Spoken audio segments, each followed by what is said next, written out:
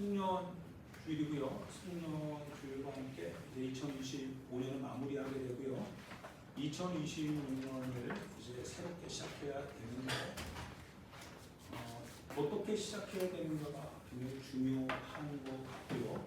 그러면 어떻게 시작하는 것은 왜 그렇게 시작해야만 되는가라고 할 때 그 외는 여러분과 제가 좀 형통하게 되는 것이 이유가 될 수 있죠.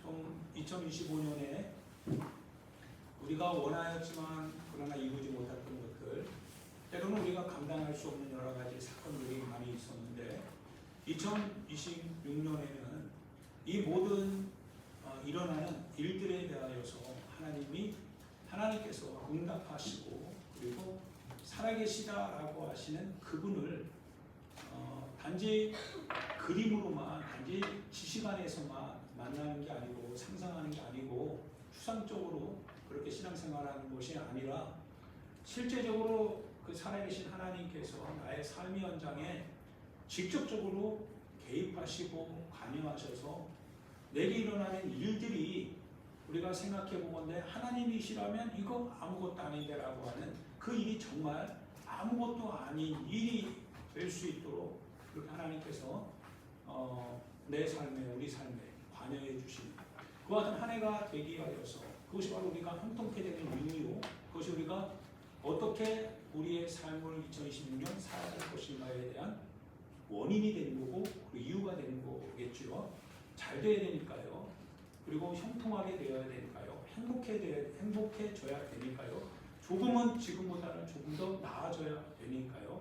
그리고 건강해져야 되고 그리고 일도 잘 풀려야 되고 뭔가 막혔던 것은 뚫려야 되고 그와 같이 2026년이 만약에 안 되는 것들이 계속 2026년에도 연결된다면 우리에게는 실망이 가득하고 참 답답할 수밖에 없기 때문에 그래서 우리는 그것을 다 이제 정리하기로 하고 2026년 새롭게 이루어지는 하나님의 은혜의 해, 그 은혜의 해가 곧 나의 은혜가 될 수 있는 해가 되기 위하여서 실은 오늘 우리는 이 성년주일 예배의 말씀을 잘 살펴볼 필요성이 있습니다. 굉장히 절박한 마음으로 실은 저도 여러분도 실은 그렇게 고백하지 않을 수 없는 것은 우리 지금 다 벼랑 끝에 서 있는 것 같아요. 저도 그렇고 여러분도 그렇고 그래서 절박한 마음으로 여러분들에게 이렇게 말씀을 전하는데요. 같이 말씀을 좀 같이 듣고 그리고 그것을 적용하는 거에 있어서는 여러분과 제가 삶에서 그대로 신앙으로 그렇게 실천해 나갈 때 그래서 접목시켜서 반드시 열매를 맺을 수 있기를 주님의 이름으로 축원드립니다. 오늘 말씀을 보는데요. 오베데돔의 집에 하나님이 복을 주셨대요. 단 3개월인데요. 여호와의 궤를 오베데돔이라고 하는 그 집에 갖다 놨더니 그 오베데돔의 집에 갖다 놓을 때 다윗이 3만 명이나 더 되는 사람들을 모아가지고 그리고 하나님 앞에 찬송할 수 있는 최대의 자원을 동원해서 그렇게 오베데돔의 집에 이르기 전에 여호와의 궤를 그렇게 메고 나오려고 했는데 그런데 그 여호와의 궤를 메지 못했잖아요.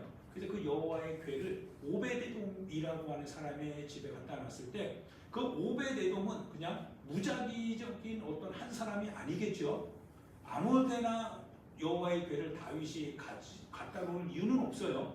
뭔가 알고 있는 사람이고 뭔가 지인일 것이다 이거예요. 뭔가 이 궤를 관리할 수 있는 일반인이 아니라 여호와의 궤는 실은 레위 지파들이 대부분 관리하니까요. 레위 지파 가운데 있는 어떠한 사람, 어떠한 집일 것이다 이거예요. 왜 이 말씀을 하느냐면요. 저는 이걸 살펴봤습니다. 그런데 오베데돔이 역대상 이제 26장에 가서 딱 보면요. 오베데돔의 집에 하나님의 축복이 임하신 것을 고백을 하고 있어요. 사무엘에 보면. 그러면 하나님께서 오베데돔의 집을 어떻게 3개월 만에 어떻게 이렇게 축복을 하셨는가? 그게 소문이 날 정도였거든요. 그래서 26장을 이렇게 쭉 살펴보니까 오베데돔의 역할이 레위 지파 가운데서도 문직이었습니다. 성전을 지키는 성전 문직이 집안이에요. 근데 성전을 지키는 문을 지키는 것 같은 오베데돔의 집안에서 자식들이요, 아들들이 쭉 나오는 거예요. 많이 이렇게 나오게 됩니다. 3개월 만에 3개월의 여호와의 계를 가지고 있었는데 하나님께서 오베데돔을 복주셔서 그 아들들의 명단을 쭉 나열하시는데 그 당시 아들을 그렇게 낳을 수 있다는 것은 대단한 거죠. 축복이죠. 그리고 아들에게서 또 다른 여러 명의 아들이 또 나오게 되고 그리고 그들이 다 능한 사람들입니다. 실력이 있는 사람이에요. 하나님께서 그렇게 복을 주셨다고 하는데 무엇인가 막혔었던 것 같아요. 그렇게까지 쉽사리 아마 태의 문이 열리지 않았을 수도 있고요. 그 가운데서 자식이 있다 할지라도 그 자식이 하나님의 성전을 그렇게 잘 신앙생활을 잘 할 수 있는 아들, 자녀들을 본다는 것도 쉬운 일은 아닐 거예요. 그런데 하나님께서요, 단 3개월 동안의 여호와의 궤를 그 집안이 가지고 있는데요. 그 집안에 이 막혔던 것이 마치 혈이 뚫리듯이 쫙 뚫리는 것 같더라고요. 그 사람들이 그 역대사가들, 그 이스라엘의 역사학자들이죠. 그 정통성 있는 역사학자들이 오베데돔의 이름을 거론하면서요, 하나님께서 오베데돔을 복주셨다는 거예요. 복주셔가지고 그의 막혔던 자녀의 혈들이 쫙 뚫리는 이 일이 일어났다는 거예요. 다른 말로 말하면요, 오늘 우리식으로 말하면 실은 우리가 여호와의 궤를 잘 모신다면 여호와의 궤를 통하여서 하나님께서 역사하신 게 실제죠. 하나님은 살아계시니까요. 살아계신 하나님의 같은 하나님께서 살아계셔서 살아계신 하나님께서 우리의 신앙을 동의해 주시고 받아주시고 그래서 우리의 삶에 거하기를 이제 주님이 실제로 원하셔서 거주하신다면 막혔던 것들이 어떻게 될까요? 열리게 되겠죠. 무엇이 막혔든지 하나님의 능에 의하여 손에 의하여서 열리게 될 것이며 그것이 열리게 될 때 사람들은 말하겠죠. 참 저 집안 복이 임했다 이렇게 말하겠죠. 하나님의 복이 하나님의 은혜가 저 집안에 이루어졌다 성취되었다 라고 말할 겁니다. 즉 문제 가운데서 고통하고 어려움 가운데서 해결하지 못해서 번민하는 우리 자신의 삶이 아니라요. 하나님께서 그와 같은 막혔고 그래도 열리지 않았고 무엇인가 일을 해결하고 싶어도 해결하지 못하여서 답답했는데 그런데 여호와의 궤 하나님께서 나의 신앙 나의 삶을 동의해 주셔서 나를 긍휼히 여겨 주셔서 나와 함께 하시니 모든 것들이 뭐예요? 열려지더라 이거예요. 모든 것이 혈이 뚫리듯이 뚫리더라 이거예요. 얼마나 기가 막히게 좋냐 이거예요. 너무 감사하죠. 자녀가 문제가 있으면 너무 부모의 마음이 답답하죠. 그런데 자녀의 문제를 하나님께서 해결해 주셔서 형통케 될 때 얼마나 그 묵은 책임이 막 이렇게 떨어져 나가는 것과 같지 않겠습니까? 하나님 앞에서 정말 근심거리였는데 그 근심거리가 떨어져 나가는 거예요. 얼마나 우리의 삶에 가벼움이 있겠냐 이거죠. 근데 실은 이게 하나님께서 우리에게 주시는 행복이더라 이거예요. 하나님께서 하나님의 백성, 하나님의 자녀에게 주는 이와 같은 축복이더라 이거예요. 이 축복을 거절할 이유가 없고 마다할 이유가 우리는 없습니다. 그래서 그 축복을 우리가 분명히 받아야 되고 그것이 하나님의 뜻인데 왜냐하면 오베데돔의 집에 보니까 하나님께서 함께 하시니 그 집안이 완전 뚫려버리더라 이거예요. 그러니까 다윗이 그 소문을 들으니까 그 궤를 다시 메어가지고 여호와의 성전에 모시기를 원하시더라 이거예요. 그러니까 하나님의 궤, 여호와의 궤는 실은 우리의 삶에 있어서 묵은 것을 주님이 원하지 않는다는 하는 거예요. 고통 가운데 우리가 갈등하고 번민하고 그것도 해결이 안 돼가지고 뭔가 우리 자신이 스스로를 학대하고 열등감 속에서 박탈감 속에서 힘들어하는 거 하나님은 원하지 않는다는 거예요.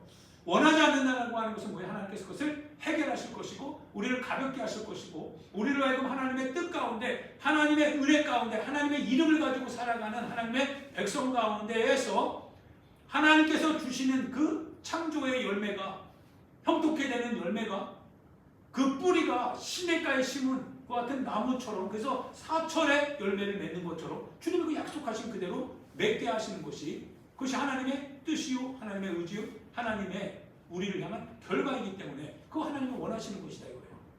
그래서 이와 같은 삶이 여러분과 내 안에 이루어져야 되는데 이루어져야 되겠죠. 그런데 그러면 이것을 어떻게 이루느냐 이거예요. 여기에 대해서 우리가 고민해 봐야 된다는 거예요. 이것을 여러분과 제가 같이 한번 성경 안에서 지금 읽고 있다는 거예요. 성경은 그 이야기로 아주 충만하다는 거예요. 반대로 하나님 앞에서 거절당하는 사람들도 많이 있어요. 하나님 앞에서 형통해야 될 사람이 막힘으로 말미암아 고통 가운데에서 끝나는 사람들도 많이 나옵니다. 성서는 그 이야기입니다.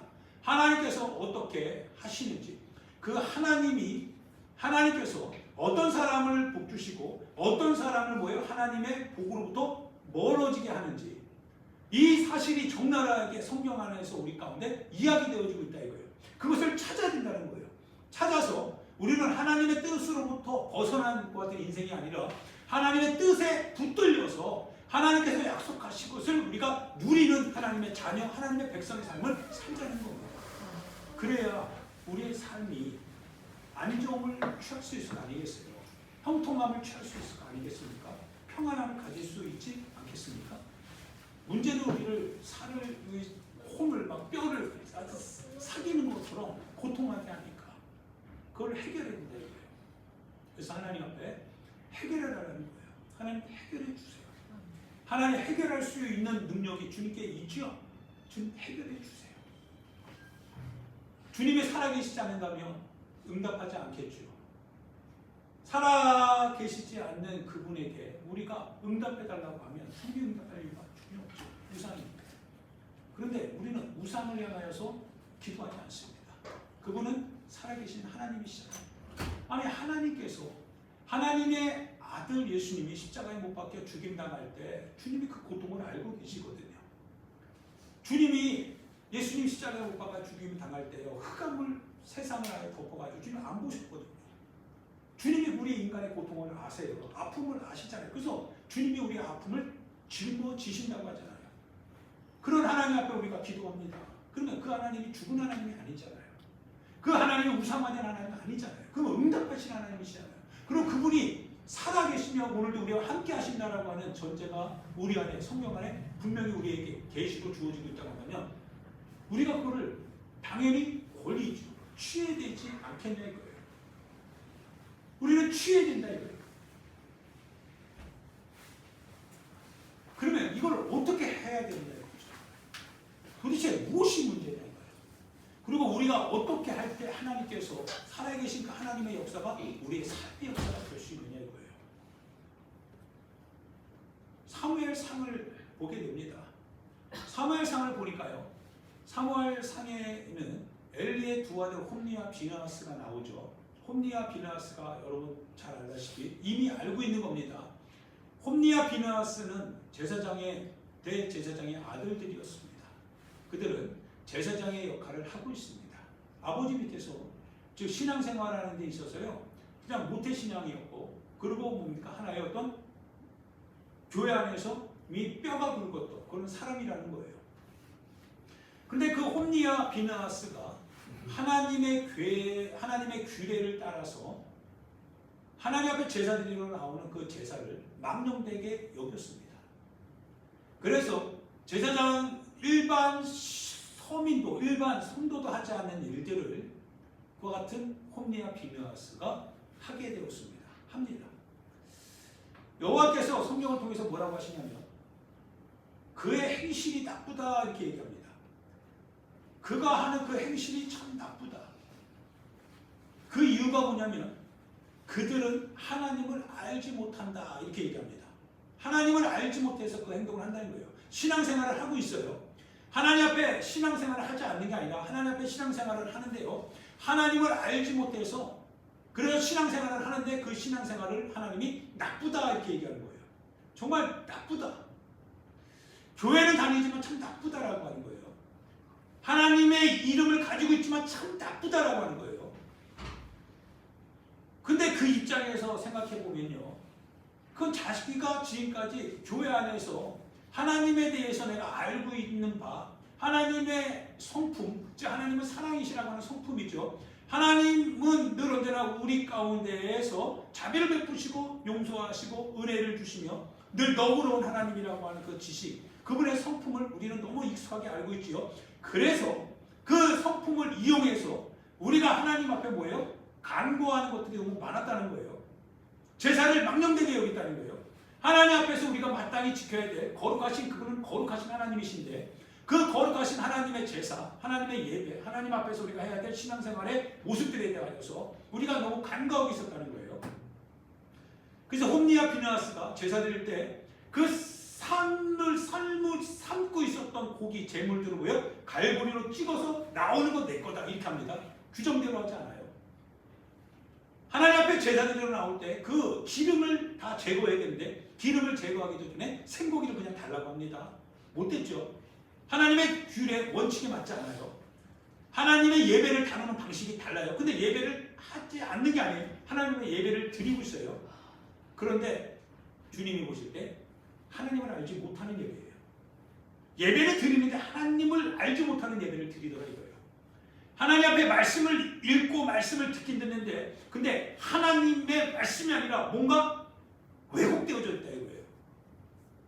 뭔가 다르더라 이거예요. 그런데 본인은 어때요? 익숙한 신앙생활 때문에 그냥 가는 거예요. 너무 익숙해져 있는 거예요. 여호와께서 참 못됐다, 참 나쁘다, 행실이 참 나쁘다 그러면서 하나님이 홈리와 비느하스를 이제 죽이기로 작정한답니다. 더 이상 안 되겠다는 거예요. 그들이 신앙생활 하지 않는 사람들이 아니라 제사장이었습니다. 형태적으로나 신분적으로나 너무나 신앙생활하는 데 있어서 아주 정통 있는 사람 같더라 이거예요. 어떻게 교회적으로 보면 목회자가 될 수도 있고 그리고 장로님, 권사님, 집사님, 일반 성도가 다 될 수 있습니다. 다 해당되는 겁니다. 너무 교회 다니는데 익숙한 거예요. 신앙생활하는데 너무 익숙한 거예요. 그냥 왔다 갔다 하면서도 하나님 앞에 내가 예배 드렸다라고 말할 정도로 하나님은 뭐예요? 그거 하나님을 예배하는 것이 아닌데 하나님이 말씀하셔도 내가 그냥 그렇게 하면 예배 드렸다라고 생각할 정도로 그러니까 여호와를 알지 못하는 거예요. 왜? 여호와가 하나님께서 아니라고 하는데 본인은 그냥 그러고 하니까. 그러면서 행동은 뭐예요? 전혀 믿음의 사람이 갖춰야 될 행동을 하지 않습니다. 행실이 나쁘죠. 전쟁을 하게 됩니다. 전쟁이 일어납니다. 그런데 어제 우리가 성경 공부도 같이 했지만 말씀드렸던 것처럼 엘리가 하나님으로부터 이제 외면을 당하게 돼요. 이유가 뭐냐면 하나님께서 그 집안, 즉 엘리의 대제사장의 집안을 이제 끝내버립니다. 왜냐하면 하나님께서 뭐라고 하시냐면 나를 존귀히 여기는 자를 내가 존귀하게 여길 것이고 나를 경멸하는 자를 내가 경멸할 것이다 라고 얘기합니다. 다른 말로 말하면 뭐라고 하시냐면 엘리가 자신의 홈리와 비느하스가 잘못된 행실, 잘못된 죄를 범하고 있음에도 불구하고 엘리는 그 죄를 지적하지 않았다는 거예요. 그걸 책망하지 않았다는 거예요.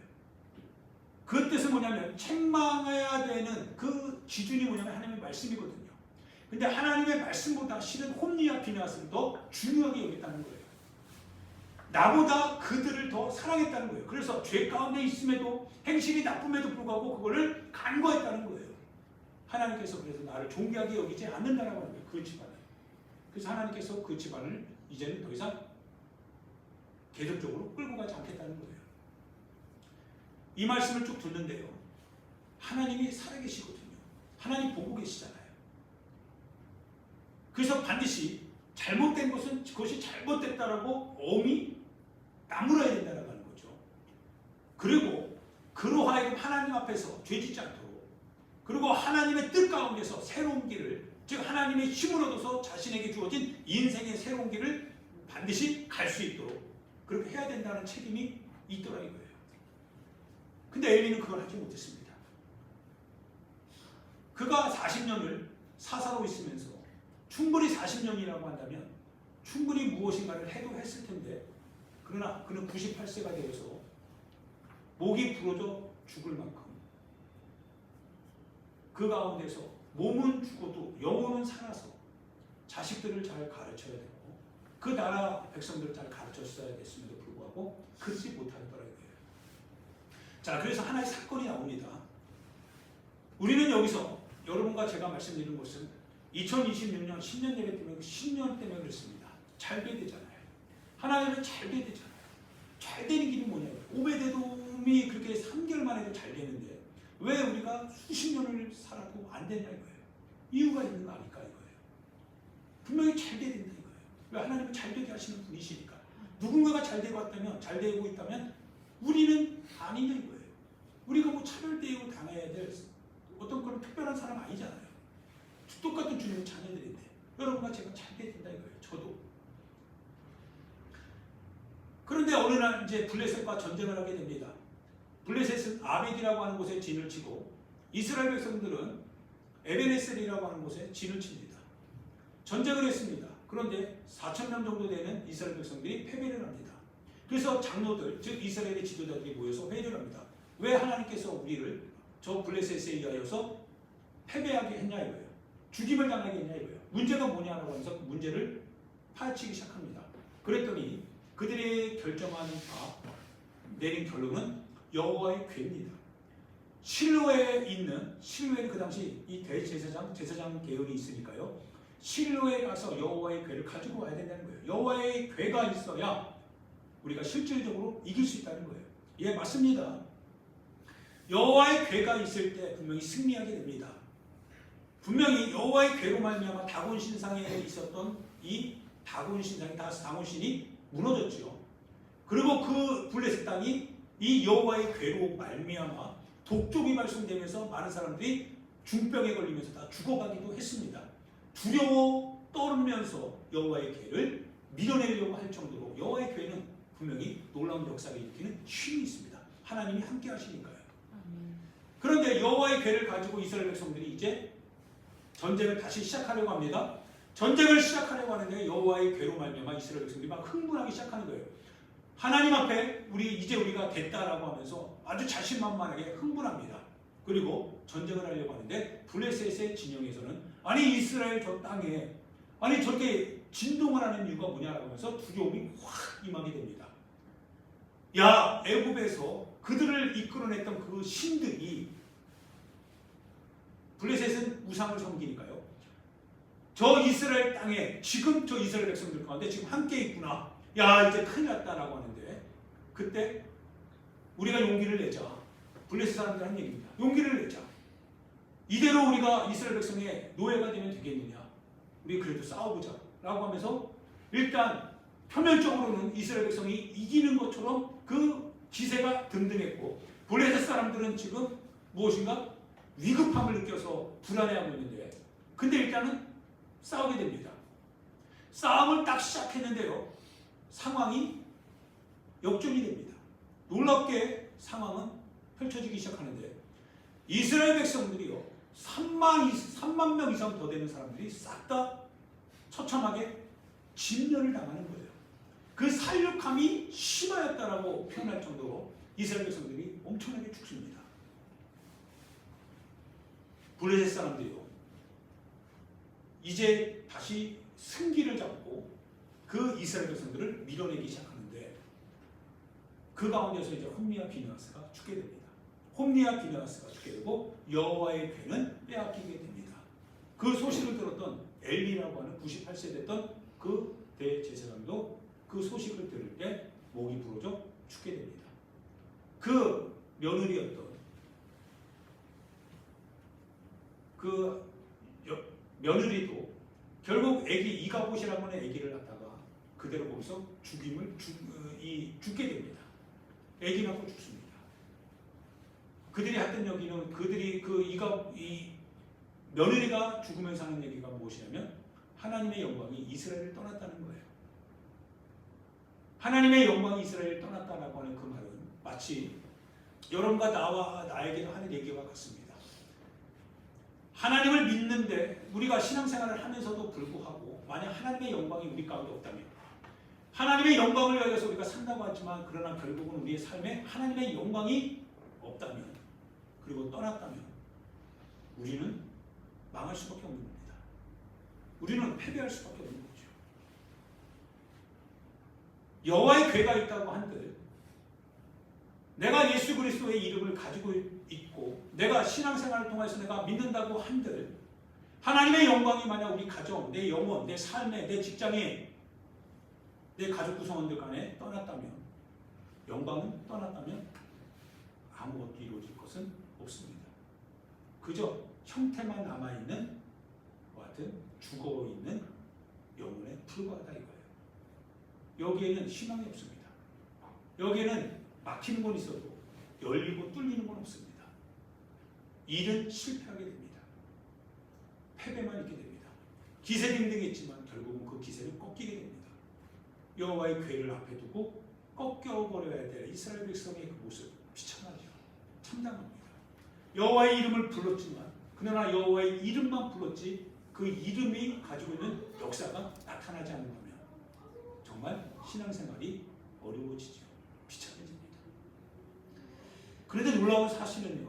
여호와의 궤가 다곤 신상에 가니까 다곤 신상이 거꾸로지더라 이거예요. 그리고 블레셋의 5지역, 가드모, 에글론 여러 지역에서 여호와의 궤가 들어갈 때마다 거기에 백성들이 다 죽어가더라 이거예요. 여호와의 궤가 살아있더라고요. 그죠? 그들이 말하기를 사람에서 죽는 것도 아닌데 저 여호와의 궤로 말미암아 여호와의 궤 안에 있는 그 신이 우리 민족을 친다라고 하는 거예요. 살벌합니다. 여호와의 궤가 들어가는 즉시 그 지역에 전염병이 돌고 사람들이 막 죽어가니까 살벌하잖아요. 이스라엘 백성들 가운데서는 침묵하던 그 여호와의 궤가 그래서 패배 가운데에서 고통하던 그 여호와의 궤가 그런데 막상 블레셋 가운데 들어가니까 다 초토화시키더라고요. 하나님의 역사이죠. 하나님의 살아계심입니다. 그 하나님의 영광이 우리 가운데 있다. 그래서 그 여호와의 궤를 이제 20년 동안을 이 아비나답이라고 하는 산속에 있는 어떤 레위인의 집에 거기다가 묵혀두게 됩니다. 그 가운데 나오는 아들이 이 우사와 아히오라고 하는 사람인데요. 우사와 아히오가 그 여호와의 궤를 20년 동안 이제 관리하게 되는데 익숙해졌겠죠. 익숙해졌을 겁니다. 여호와의 규례대로 여호와의 궤를 옮기는 방법을 취하지 않습니다. 그러자 다윗은 3만 명이나 더 되는 사람들을 데리고서 이 여호와의 궤를 메고 나오려고 했습니다. 고핫 지파가 메는 거니까요. 그런 율법의 규례를 따라서 여호와의 궤를 어떻게 다루어야 되는지, 즉 우리가 신앙생활할 때 하나님을 알고 그 하나님을 아는 그 지식대로 나의 삶을 어떻게 살아가야 되는지에 대하여서 다윗은 알고 있었습니다. 그런데 막상 현장에 가보니까요. 수십 년 동안을 이 우사와 아히오 그 아비나답의 집안에서 그거를 다루어 왔잖아요. 그래서 그거를 황소하고 해서 수레에 끌고서 그 앞에는 아히오가 뒤에는 우사가 그렇게 여호와의 궤를 싣고 가는 겁니다. 이제 가다가 소가 한번 몸을 흔드니까 여호와의 궤가 흔들리잖아요. 여호와의 궤가 흔들리니까 어떻게 돼요? 여호와의 궤를 누구도 만지면 안 되는 거거든요. 그런데 우사가 여호와의 궤가 흔들리니까 평상시 해왔던 그대로 그냥 그걸 덥석 만진 거예요. 흔들리지 않게 하려고 딱 잡은 겁니다. 그 모습이요. 하나님이 보시기에 옳지 않았습니다. 그 즉시 우사가 죽더라 이거예요. 다윗이 이 모습을 딱 보고요. 이 상황을 보고 나중에 다윗이 고백하는 바 그때 우리가 그 하나님의 궤를 율법에 따라 레위 지파 가운데 고핫 자손에 의하여서 메고 나왔어야 되는데 메지 아니하였으므로 여호와께서 즉 거룩하신 여호와께서 율법 하나님의 법에 철저하신 그 주님께서 우리에게 진노하셔서 그때 우사를 죽였다는 거예요. 그걸 인하여서 그 거룩하신 주님의 궤를 어떻게 내가 내 임의대로 그걸 가지고 올 수 있느냐 못 가져온다라고 해서 오베데돔의 집에 놔뒀는데 근데 그 오베데돔 즉 여호와의 성전에 어떻게 보면 문지기와 같은 그 오베데돔의 집에 여호와의 궤가 들어가는 즉시 여호와의 궤로 말미암아 우사를 쳤던 그 여호와의 궤가 오베데돔의 집을 복되게 하고 또 복되게 하시더라 이거예요. 사람들이 소문이 나기 시작합니다. 그리고 다윗의 귀에까지 들리기 시작한 거죠. 당신이 오베데돔의 집에 두려워서 갖다 놨던 그 여호와의 궤, 그 여호와의 궤를 모시고 있었던 저 오베데돔의 집을 하나님께서 축복하시니 놀라운 일들이 거기 안에 벌어지고 있다는 거예요. 자식들의 길이 열리게 되고 막혔던 것이 뚫리게 되고 무엇이가 문제가 해결되고 그러면서 그 자녀들의 자녀도 잘 되는 역사가 나타나며 능하지 않은 자손들이 없더라는 거예요. 하나님이 하시더라는 거예요. 오베데돔, 그는 하나님의 성전에서요 문지기 역할을 하면서도 그러면서도 아마 여호와의 궤 하나님의 성전을 다루는 데 있어서 너무나 명확하게 알고 명확하게 실행에 옮길 수 있었던 사람이었겠지요. 그러자 이제 다윗이 기뻐합니다. 다윗이 기뻐하여서 오베데돔의 집으로부터 여호와의 궤를 가지고 옵니다. 가지고 오면서 거기에서 맷보가고 제사드리고 춤추고 하나님께 영광과 감사와 찬송을 올려드리더라 이거예요. 그 다윗 집안을 하나님께서 영원토록 위대한 하나님의 같은 왕족 계열이 되게 하시는 거죠. 할렐루야. 그것이 하나님의 은혜도라 이거예요. 하나님의 규례대로입니다. 하나님의 법대로입니다. 우리는 여기서 하나님의 힌트를 얻을 수 있습니다. 하나님의 법대로 하는 거, 하나님을 안다라고 하는 거, 그리고 하나님을 안다라고 하는 것은 하나님께서 우리에게 말씀하신 것이 무엇인가에 대하여서 분명하고 확실하게 기억해야 된다라고 하는 사실입니다. 신명기에 기록되어져 있듯이요. 새겨라. 네 마음판에 새겨라. 마음판에 새기고 들어가도 나와도 여호와의 율법을 항상 묵상해라. 말씀대로 살아야 된다. 하나님의 말씀의 뜻대로 살아야 된다. 그것이 하나님을 아는 것이다. 하나님을 아는 하나님의 백성들에게 하나님의 역사가 나타나게 될 것이다 이거예요. 그게 살아있는 주님의 은혜입니다. 우리의 삶에 혹시 허물어진 담은 없냐 이거예요. 우리가 신앙생활 하는 데 있어서요. 우리 마음대로 혹시 하고 있는 건 없냐 이거예요. 우리 마음대로 하나님을 안다라고 하는 전제하에 그 내용은 혹시 우리 것으로 꽉 차 있지 않냐 이거예요. 부패한 정신, 부패한 신앙생활. 겉은 제사장이지만, 겉은 제사장의 어떤 의식을 치르고 있지만, 그러나 속에는 하나님의 뜻, 하나님을 아는 것과는 전혀 다른 것 같은 어떤 이상한 왜곡된 것이 우리의 삶을 이끌고 있는 건 혹시 없느냐. 이러한 의미입니다. 할렐루야. 사랑하는 여러분, 올 한 해 진짜 개인적으로도요 많이 어렵고 힘든 길이었습니다. 우리에게 광야죠. 주제가 주여 광야에 길을 내소서 우리가 신앙으로 걸어가겠습니다 라고 하는 주제입니다. 근데 광야를 걸어가니 이게 쉽지가 않았던 것 같아요. 지금까지도 광야 가운데 하나님이 우리를 인도하시는데 그 광야는 굉장히 쉽지 않습니다. 신앙으로 가야 되는데 근데 늘 언제나 신앙으로 가려고 하는 마음이 있는데 현실이 부딪히잖아요. 그러니까 그 현실로 말미암아 너무 고통하는 올 한 해였습니다. 근데 2026년에는 좀 잘 되고 싶어요. 2026년에는 이제 이런 광야길을 좀 정리하고 하나님 우리가 좀 복되기를 원합니다. 복된 2026년 하고 싶습니다. 그럼 기도를 하게 됩니다. 그런 목표를 가지고 2026년을 한번 하나님의 은혜 가운데서 축복받는 삶이 되기를 원합니다. 예, 고난 가운데 좋습니다. 예, 아픔 가운데 좋습니다. 그런데 이제는 좀 엘림의 12주가 있는 그 물이 가득한 그 곳에서 좀 쉼을 갖고 싶습니다. 하나님의 은혜 안에서 좀 행복하고 싶습니다. 하나님의 뜻 가운데에서 무엇인가 좀 잘 해결되고 열리고 잘 뚫리고 그래서 형통한 길을 통하여서 내 영혼이 하나님을 정말 찬양하고 감사하고 그분이 주신 은혜로 말미암아 내가 기뻐하기를 원합니다.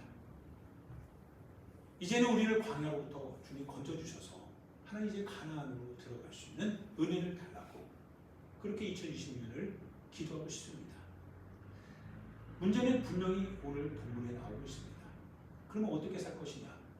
주님이 한탄했던 그 같은 하나의 교회 홈리아 비나스가 여호와를 아는데 그런데 행실이 나쁘다 이거예요.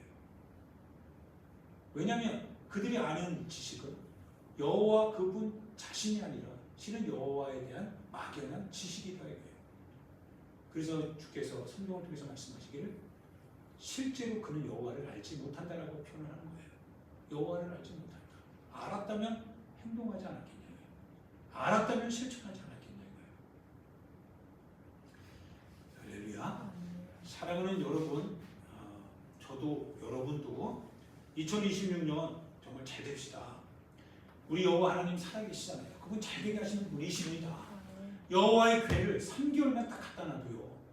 그 여호와의 궤가 하나님 자신이 아니라 하나님께서 그 여호와의 궤 가운데에서 이스라엘 백성과 함께 하신다고 하신 그 선언이 있기 때문에 그분이 함께 하시기 때문에 여호와의 궤를 통하여서 그 집안이 잘 되는 거죠. 하나님이 우리의 신앙 안에서 우리와 함께 하시겠다고 했습니다. 기도해라. 기도를 내가 응답하겠다 주님 말씀하셨습니다. 그분이 약속을 하셨기 때문에 우리 기도가 능력이 있는 게 아니라 그분이 우리를 향하여서 기도 가운데 주님이 함께 하신다라고 약속을 하셨기 때문에 우리에게 능력이 주어지는 겁니다. 우리의 삶이 잘 될 수 있는 겁니다. 2026년 잘 돼야 되고 그리고 잘 됩시다. 여러분이 하고자 하는 것들이 잘 이루어지기를 원합니다. 여러분이 생각하고 있었던 것들이 다만 생각으로 그치는 것이 아니라 하나님 앞에 출산해 달라고 하는 그 같은 기도와 그리고 그 능력, 즉 출산할 수 있는 능력을 하나님이 주심으로 반드시 열매를 맺어 나갑시다. 이제 더 이상 우리가 고통 가운데 그거를 참고 고통 가운데 어쩔 수 없다라고 하는 것이 아니라 고통을 극복해 나가시게 하시는 그 하나님을 우리 집에 잘 모셔드리는 겁니다. 우리의 문제 앞에 그 주님을 모셔드리는 겁니다. 그리고 여호와의 궤로 말미암아 오베데돔의 집을 축복하셨듯이 우리 가정, 우리 집, 우리 자녀들, 우리의 기업, 더 나아가 우리가 기도하는 그 기도의 그 반경 안에 있는 모든 내용들이 하나님의 뜻 가운데에서 형통하게 되고 복이 될 수 있는 그 은혜가 있게 해달라고 2026년 우리 기대하는 마음으로 기도합시다. 준비해 나갑시다. 여호와를 알아야 됩니다. 여호와를 알아나가는 데 있어서 우리 하나님 앞에 신실하게 살아갑시다. 그분의 뜻을 이어나갑시다. 그분의 말씀을 기억해 나갑시다. 그분의 말씀을 마음에 새기고 그분이 무엇이라 말씀하셨는지 이제는 우리 생각을 버리고 이제는 우리의 행동을 버리고 우리의 편의를 버리고 우리의 삶을 버리고 하나님의 뜻, 하나님의 말씀이 우리의 삶, 우리의 행동, 우리의 생각, 우리의 삶의 전반에 걸쳐 일어나는 모든 일 가운데 그분이 직접적으로 개입하시고 참여하셔서 그분의 뜻을 펼쳐나가시고 성취해 나가실 수 있도록 우리가 그분을 그렇게 섬길 수 있게 해달라고 기도하면서 2026년 축복받는 한 해가 되기를 바라고 2025년 우리가 놓쳤던 부분들을 다시금 정리해 나가는 놀라운 은혜가 여러분과 제 안에 있기를 예수님의 이름으로 축원드립니다. 하나님 앞에 이 시간 기도하겠습니다. 사랑하는 여러분, 우리는 권리가 있습니다. 하나님